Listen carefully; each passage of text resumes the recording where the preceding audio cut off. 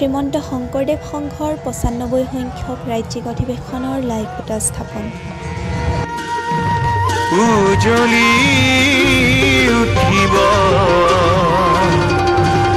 চৌদিশে বাজিব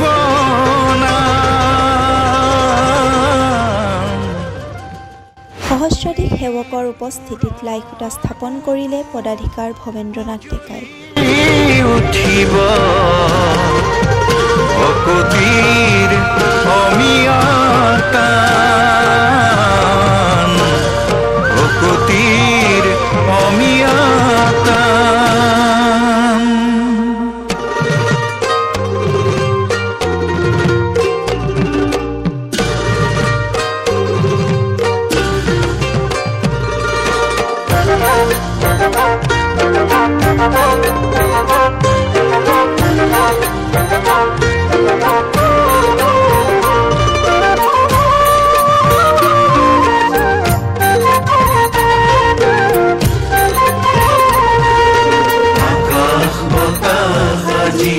উজলি উঠিব চৌদিশে বাজিব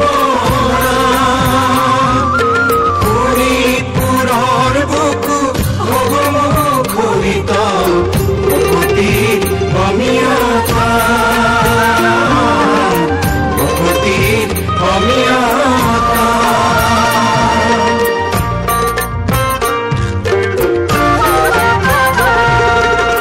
কিংবদন্তীয়ে কয় বহু কথা নিৰুদ্ধৰ কীৰ্তনই গাথা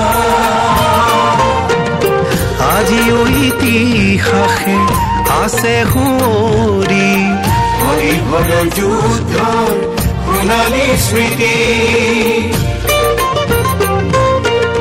শোণিতেৰে ৰাঙলী বান ৰজাৰ নগৰ এজনে নৈ বৈ গ'ল তেজপুৰ চহৰ।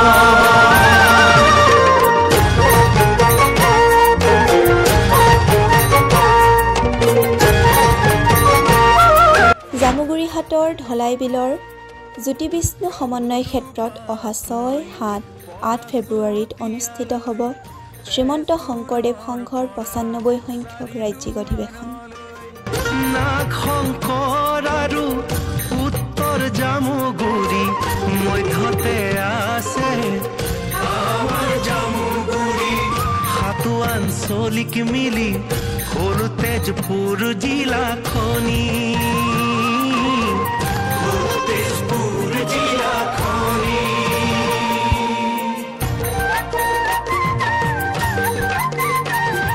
হাজাৰ হাজাৰ শ্ৰীমন্ত শংকৰদেৱ সংঘৰ সেৱকৰ উপস্থিতিত ছৈবাৰী মাজগাঁৱৰ কীৰ্তন গৃহৰ পৰা ২৪ ফুট উচ্চতাৰ লাইখুটা ভাগ শোভাযাত্ৰা কৰি লৈ অহাৰ পিছতেই ৯৫ সংখ্যক অধিৱেশনৰ লাইখুটা ভাগ জ্যোতি বিষ্ণু সমন্বয় ক্ষেত্ৰত স্থাপন কৰা হয়।